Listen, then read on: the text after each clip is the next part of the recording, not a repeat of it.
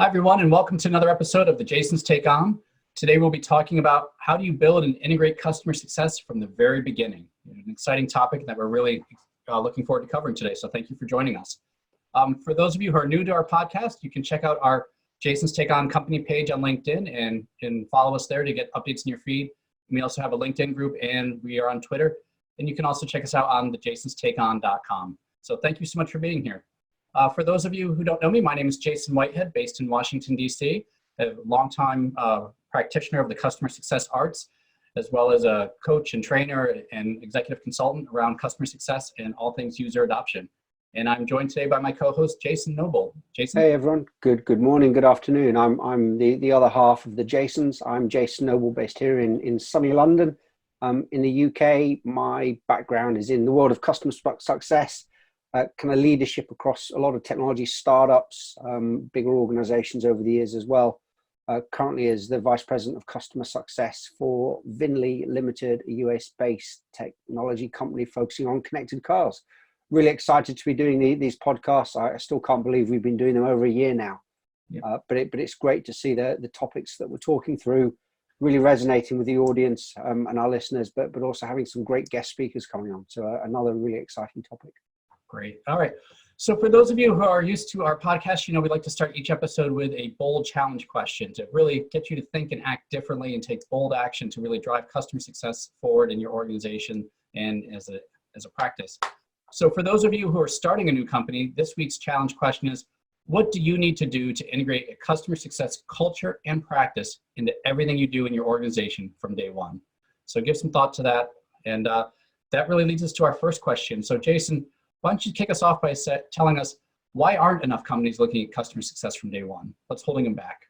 I think it's a great question to ask, particularly when you kind of pose that bold question for people to take away with, was how do you do it? And then why aren't people doing it? Because it is a common problem. We are beginning to see more and more organizations doing it. And there are some great examples where people are building it in from day one, or when organizations are building it in a few years or even months down the line. But we're still seeing a big challenge where it isn't best practice, it isn't common practice. And I think there are a number of core reasons here. One is that there are a lot of organizations and business leaders that still don't really know about customer success. They don't understand what it's for. They don't understand where it's come from, what the background is, or the need for them to do it. So that's one big issue. I think that it isn't yet a core part of business. It's becoming more and more so, but it's not something seen as something as fundamental as, say, sales or operations. It's a new thing that's very different. So again, people aren't seeing it as part of that core part of the business they need to be building. It's also not yet been taken on in a lot of MBA programs, business schools, teaching what customer success is. So you get business leaders, entrepreneurs coming out that, again, don't necessarily know what it is because their education hasn't told them about it. So there's some really key reasons around that. I think there are still a number of skeptics out there. There are a number of people that still don't think it's the right thing. They've not seen good examples of where it has worked, so they don't believe it's necessary. You're still getting a lot of customer success teams that are new. They may be relatively junior in terms of experience for the people doing it. It might be your CSMs coming into a brand new job, just creating a new role, but working in an organization that's not working as effective as they can, delivering what customer success is, and not yet proving the worth of what they're delivering to the business. And it's still not seen as an imperative to growth, long-term survival, or even a competitive differentiator. And that's something that you and I, Jason, have spoken about at length before. Mm-hmm. I think you still get a lot of people saying, that people are not experts, rather, that you get people coming into customer success roles who don't know what it is. They're seeing it as a title and something they need to know. And they don't have anyone that they can lean on to help them define what it should be for the business. And even when you're starting with founders, if they don't know what it is, how do they go about finding out what it is and building it into the business? And when they do know about it, I think there's a lot of pressure from external people, investors, that say, what are you doing about CS? And really it tend to be knee-jerk reactions instead of it being core business philosophy. It's externally influenced as to why they're doing it. It's still also a very new way of working. The way customer success is a very different discipline. It's not a team, it's a way of business, it's a way of thinking, it's a way of collaboration that just doesn't hasn't existed before. And many organizations just don't see it. They just don't see what they need to do and don't see it as being this business-wide way of working. And there's still, organizations are still focusing just on the product. What is the problem that we're selling? How do we go to market? How do we sell? What they're not focusing on is how do we sell value? How do we provide value to our customers? How do we deliver outcomes? And many companies, even startups, the focus when they start is still on landing that initial sale.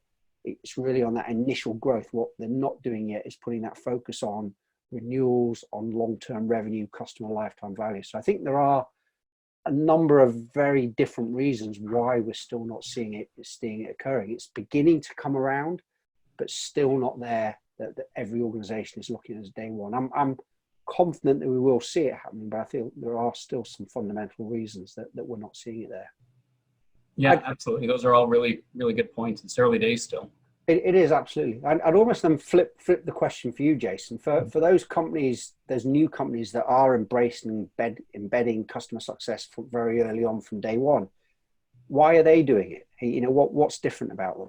Yeah, this is exciting to see, and we don't see as much of it yet, but I think in the next year, 2 years, 5 years, definitely we'll see a lot more of this. And what I'm seeing are, some founders and, the early leadership team and have been in organizations and have seen sales and CS done well before. They can see the outcomes and the value it generates from their previous companies. So they've had great experiences with customer success. They've seen the ability to drive retention, and they see how important that is for those long-term revenues. So they see the value and the outcome it brings. So they get excited about this, and they recognize that we need to have this from day one, or we'll be in trouble down the road. So I think that's really important. I think also you'll see some sales leaders out there. We already see some sales leaders that have come from organizations where CS has been done well, and you can see where this great customer success experience, it can help drive sales. It can help lead to better outcomes that you deliver, and help it leads to those closing deals faster and securing renewals. So those who have had good experience and have partnered closely with customer success teams have said, hey, this can actually help me land my sales and grow my revenues faster. So they embrace this idea of, we need to get beyond just this initial sale, and we need to make sure we have this reoccurring sales mentality. And you mentioned earlier, Jason, how sometimes investors are out there, and some investors will simply say, well, tell me what you're doing. And the leadership will have sort of a knee-jerk reaction, like I've got to react to this. Where other investors, I think, are starting to provide resources and guidance and expertise and say, this is how you grow your company faster and better. This is how you secure those revenues. Let's provide some tools and resources and education around customer success. And some investors I know have even approached us around how do we bring this CS expertise in-house to their investor organization so they can distribute it out to all of their portfolio companies. And that's exciting to see the investors taking it seriously, not just asking a question that gives it lip service. But then I think the other piece, and this is kind of exciting, as you mentioned, the business schools, is having younger generations coming into the workforce and leading the workforce now and leading new companies, the millennials, the Gen Zs. They've grown up with great working apps, and they're used to great service, and they're used to a subscription world and a subscription mindset. And from the very beginning, throughout their lives, they're used to, you need to have a great customer experience, and they experience the value and recognizing value every step of the way. So they realize that, oh, this is just what's expected now. And for them, it's more natural to go this way. They don't need to overcome a lot of bad habits and years working in large organizations or organizations that were run in more of a historic mindset. So they don't have to overcome all that, and they're working towards different priorities from the very beginning. And I think that's pretty exciting. So those are just some of my thoughts. But Jason, for you, what is the value and impact from embracing customer success very early on in a company's founding? Why should companies do it, and how does it help them? I think it ties in a lot to kind of the points there that you've just covered. Particularly when you kind of look at the younger generation and the idea that they want value from day one, and they've got an idea of what value is. And I think embracing customer success really allows you to shift your way of thinking away from products and problems and solutions to being about value and outcomes and what that means. And that's really critical. The business is changing. And it really helps you develop a much bigger and broader vision and help you find new ways that really add value for your customers. And I think that's so important. I think, like you've said as well, Jason, that one of the things is if you are doing customer success at the right level, you are beginning to set a very high bar from what customer experience looks like from day one. and your customers' expectations around that. Our customer expectations are very different today. It is, yes, absolutely, the younger generation have grown up, as you said, but we're seeing it across industry. There are a lot of fantastic products and services out there where people just have an expectation as to how they will be delivered. And I think by embracing customer success properly from day one, we're engaging with our customers in the right way and we're helping us meet their expectations. The thing is that customers are no longer just looking for features and functions or widgets. They're looking for them to, how do we help them grow professionally within their organizations, but also personally as a result of working with us and with our company. And they're looking beyond features and prices in the buying decision. They're evaluating value and experience as part of that decision. It's something that I know you've talked about in a lot of your work that you do, Jason, around that sales process. It's not just about selling features and buying around that. There's a whole different psychology that comes in around the buying there. And I think we're also seeing that customers are no longer willing to tolerate pushy salespeople, pushy sales processes. This has to deliver what they want, how they want it. We've got to be very conscious of that. One of the other key things is it makes us focus on lifetime value. I said in the opening question, you've got to shift away from that initial sale and initial revenue to lifetime value for customers. But also, as part of that, there's a long-term customer relationship. So don't just focus on that initial closing a sale and landing the deal. You've got to think longer term. I think sales, renewals, and deals are becoming far more personal and relationship based than they used to be, particularly when you look at large scale enterprise B2B organizations. Buyers need to know that they can trust the people that they're working with. They need to know that they can trust their partners and work with them long term. And they want to know that you're invested in their success, both their success as an organization, but also their success as an individual. And that's something that's really important. Mm-hmm. You hear a lot of talk, both within the customer success community, but also kind of from vendors as them wanting to be trusted advisors. And as part of that, buyers really they need to feel that they can trust you over the long term to help them. And that's something that's really critical. It also helps you focus your entire organization from day one. So again, customer success from day one isn't a department, it's a way of thinking. So if your entire organization, from marketing, from sales, from product, from support, from tech, from engineering, are working together, collaborating a lot more to deliver the right value for customers and meeting your customer needs, you've got a very, very different proposition for your customers. It's not about a customer success team that we're still seeing. And you ultimately waste less time, less effort, and less resources really focused around internal agendas. If you can work around collaboration, facilitation from day one, you help avoid a lot of that infighting, and you will know that you're sharing the common goal, that we're designing everything we do around the success of our customers. And the key thing is, and we've talked about this before when we spoke with one of our guests, but it lets you start focusing around building success functionality into your product from day one. So make your product focus on your customers, on their experiences and their outcomes from the start. So it isn't just about a customer success team, it's about this whole philosophy and working. Mm-hmm. So there's some of my thoughts. And I think that really brings me on to kind of the next question. How do we do this? So what do you need to do to make sure customer success is there from day one? And I think this is a key thing that our listeners are wanting to understand. I'll throw that one over to you, Jace.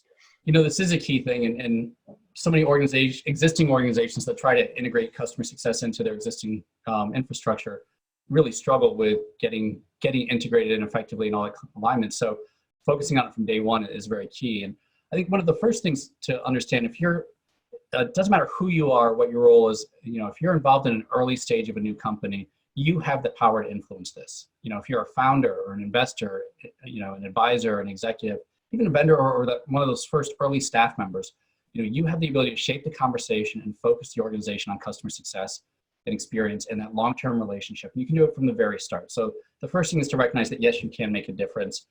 And then, one of the simplest and easiest ways that I've found is, don't just make statements to people and say how great it is, but ask questions to create that aha moment that helps everyone recognize the need and the opportunity for themselves. It's really, you can talk and talk and talk till you're blue in the face, but getting someone to answer questions and structuring the conversation and the questions, the right wording in the right sequence makes a big difference. to create those aha moments. And I think it's important to recognize, and, you can even ask questions, how you build up to it and create context around it first, but simple things like, when do we want to fail? Is it 2 years from now? Is it 5 years from now? When will the decisions we make today lead to a loss of revenues and renewals tomorrow?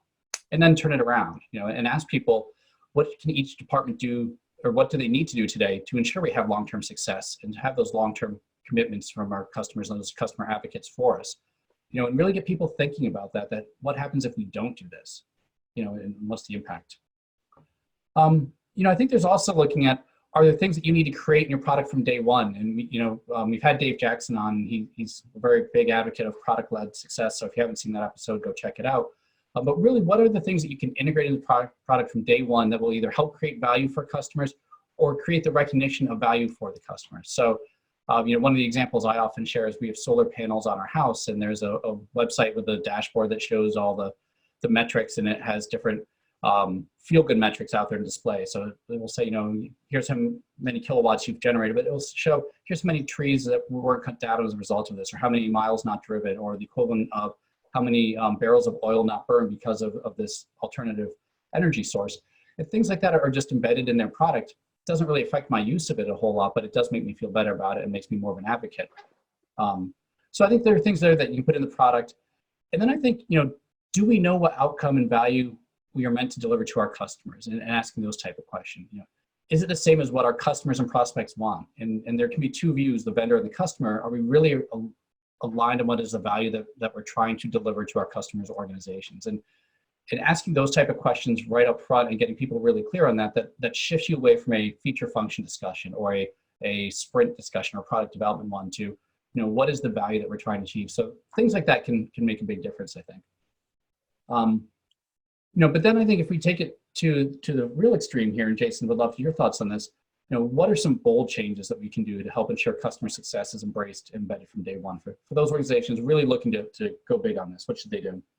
I think you've covered some really great points there, and I think isn't there a blog post that you've done recently about those questions? Because I think that questioning is a really key thing, and that there's a lot of time that I've spent kind of trying to work on collaborative success plans where you're understanding what value and outcome is, and that really again is something that really drives value. But these bold changes, and this is something that I know we love kind of putting our themes around what bold things you can do here, but there's a number of things that you can do. And I think one of the first ones I'd look at is every new executive, new leader, or potential hire that you're bringing into the business, have them define their objectives, their goals, their KPIs, their OKRs for them, for their team, that are focused around the customer's long-term success and outcomes. Clearly, you've got to start with your overall business objectives, but each individual's teams, each individual's objectives really need to have that focus on what drives the customer's long-term success and outcomes. And that helps them then justify their approach in how they run the department. So is the department focused on driving that long-term value and long-term success for my customers? And what specific steps and actions do they need to take to ensure that their department is contributing to that success and feeding into the overall business objectives and your customers' objectives? So I think that alignment around customer-focused goals is a critical number one. I think the other thing that I'd really advocate is that you allocate a percentage of product development time in your sprints to focus on building functionality in the product that supports customer success efforts, to engage your customers, to help your customers create value and recognize the value they receive. So really focus on that and put some time away. You're making an investment to drive the success from the product. That's really important. Definitely. I think another thing is around the sales team, and you hit on a couple of key points around this, Jason, but how do we make sure and ensure that our sales team are selling for long-term renewals and not just for that initial short-term sale? And that's so important. It requires a different way of thinking for many salespeople, including sales leaders and other business leaders, a different approach, a different type of relationship with your customers. But you've also got to look at potentially fundamental changes to your commissioning structure to encourage the right sort of behavior, to focus on, I want this customer not just to sell now and land a deal now, but I want them to renew with me in 1 year, 2 years, 3 years. And for each of those renewals, I need to be driving that value. And if you can put your commission structure around those renewals, that really does help encourage that behavior. And it changes the way of thinking for our sales teams. You know, I just had a conversation the other day with someone who was sharing that their sales structure their commission structure has changed from the amount of revenue landed in the deal to the amount of consumption of the product that is done. So they were tracking product usage and consumption and commissioning salespeople on that. And that's really shifting their behavior and their focus in that long-term mentality. And I think any organization that's looking for a concrete way to make a dramatic shift, you know, if that's what you want to do to secure the renewals, then that should be how you compensate your employees. I thought it was a great way to do it. I love that. And I think we will see more of that. You know, the challenge then comes for the sales team to understand what we mean by consumption, how you measure it as a business, how the customer measure it. Yep. But you're using that consumption as a value base and an outcome base that we can then show our customers. And it's a metric that we can measure, which is really cool. It'll be interesting to see the success of that kind of function. Yeah. Sorry to cut you off then. So that's all right. No, not at all. I think the other thing we can do, as well as having your sales team shift the focus, is look at your marketing team as well, and your marketing effort focused on, again, business outcomes, business value, not just around new features, new benefits that we're releasing, but around what new value are we generating and how are we generating it. I think you can have your support team, your professional services team really focused on client interactions, customer interactions, on solving problems, those reactive problems that come in, but also then explicitly linking that resolution of those problems, again, back to, I've resolved this problem. How does this drive more value, more outcomes for you as a customer? So again, it's having that link from not just being reactive to being forward thinking about the values and outcomes. Yes, support, of course, need to respond to customers' problems, but help them focus on how the resolution ultimately will help the customer's long-term success and drive value for them.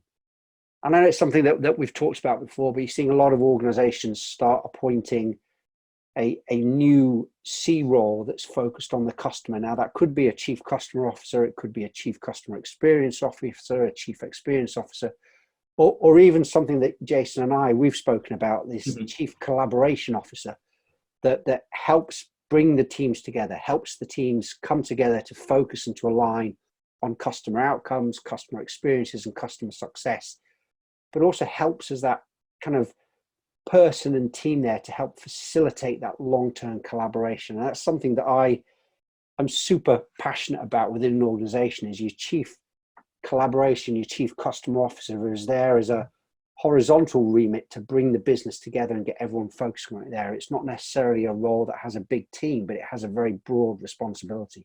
Yeah, I think that's something that's super important. Were there any other things that you could add to that, Jason? No, I think you covered a lot of them. I think there's some great ways there. You know, I'm really excited about the prospect of changing compensation plans to, you know, drive usage and consumption of a product. I think that's a great one. You know, and the chief collaboration officer, I think that would be really impactful if people do it in a way that they have the authority to drive meaningful change within the organization and the resources to back it up.